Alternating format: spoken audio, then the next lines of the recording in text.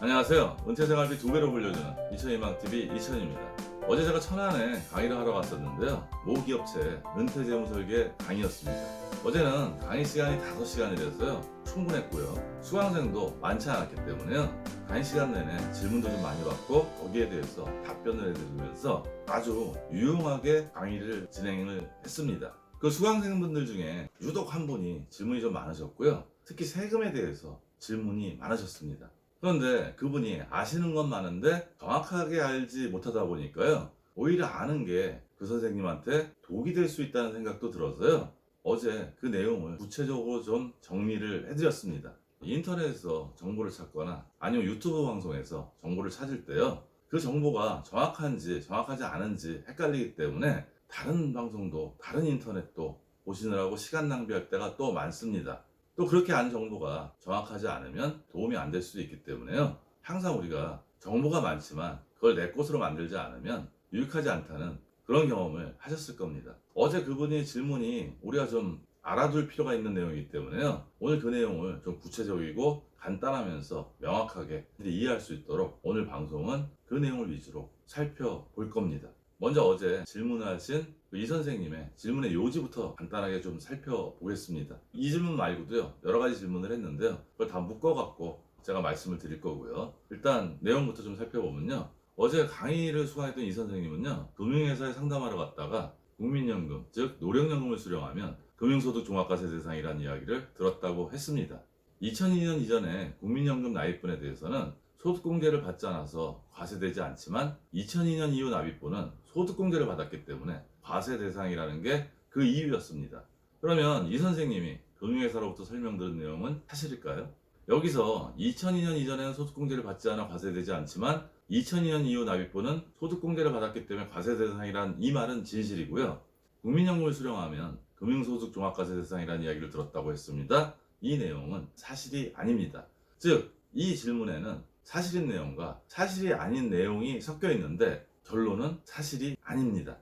이 선생님은 여러 군데서 정보를 얻었기 때문에 아는 거는 많았지만요. 그 사실관계가 혼합돼서 그 정보는 정확하지 않았고 제가 좀 전에 말씀드렸듯이 정확하지 않게 알고 있는 그게 이 선생님한테 도구로 작용할 수도 있습니다. 세 가지를 좀 명확하게 할 필요가 있는데요. 첫 번째는 금융소득 종합과세입니다. 금융소득 종합과세는 1인당 연간 이자소득하고 배당소득이 2천만 원을 초과할 때요. 다른 소득과 합산해서 종합소득과세를 부과를 합니다.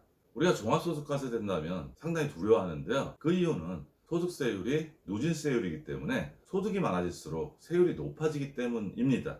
여기서 이자소득과 배당소득은요. 이자소득이라는 건 예금의 이자, 배당소득은 주식이나 ETF 같은 배당금을 말합니다.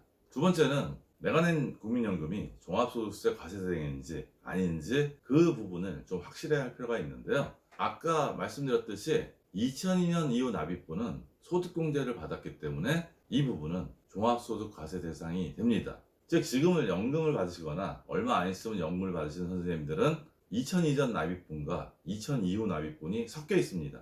이 중에 2002년 이전 납입분은 종합과세 대상이 아니고요. 2002년 이후 납입분만 종합과세 대상입니다. 세 번째는요. 사적연금, 즉 개인연금이 연간 1200만 원을 초과해서 받으면 1200만 원 초과한 금액 모두가 종합과세 대상이 되는데요. 여기서 사적연금이라는 거는 세액공제 받은 연금저축과 IRP를 생각하시면 됩니다.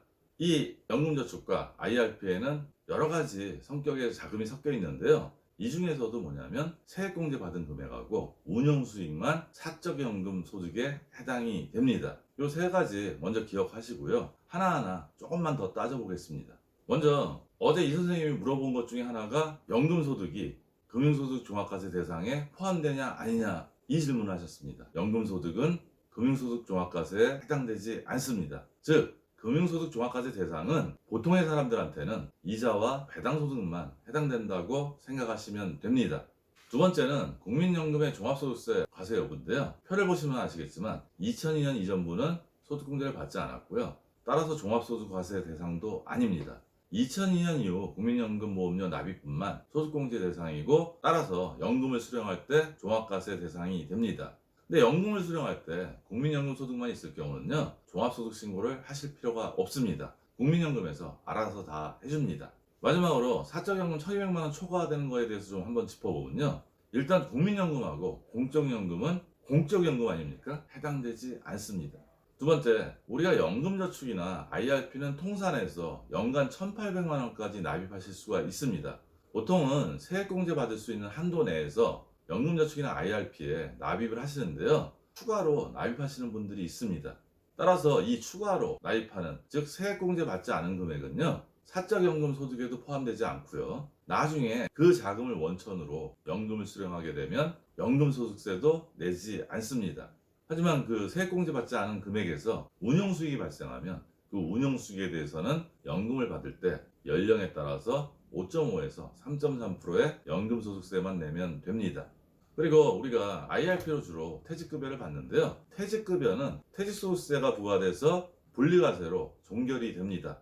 따라서 IRP에 또는 연금저축에 퇴직급여가 섞여 있더라도 퇴직급여를 나중에 연금으로 받더라도 사적연금 1200만 원에는 해당되지 않습니다. 그리고 다른 소득이 많으면 종합소득과세할 때 누진세가 적용되기 때문에 세금을 좀 많이 낼 수 있지만요. 소득이 별로 없으신 분들은 어떨 때는 적은 경우지만요. 종합소득세 과세하는 게 공제받는 것 등 감안해서요. 세금을 더 적게 낼 수도 있기 때문에 그런 경우는 한번 따져보셔야 합니다. 현재 국회에 올라간 세법 개정안에는요. 종합소득과세나 아니면 16.5%의 분리과세로 종결하는 안이 올라가 있는데 아직 결정은 나지 않았습니다. 연금과 관련된 세금은 정말 복잡합니다. 저도 그 세금을 체계적으로 간단하게 외우기 위해서요. 몇 번을 반복해서 봤는데요. 그 각각의 자금 원천과 그 자금 원천에 부과되는 세금에 대해 명확하게 정리해서 숙지하실 필요가 있습니다. 오늘 제가 어제 강의를 갔다가 수강생분이 질문한 내용에 대해서 공유하고 싶어서 이 방송을 만들었습니다. 오늘 내용이 도움이 되셨으면 좋겠고요. 오늘도 행복한 하루 되세요.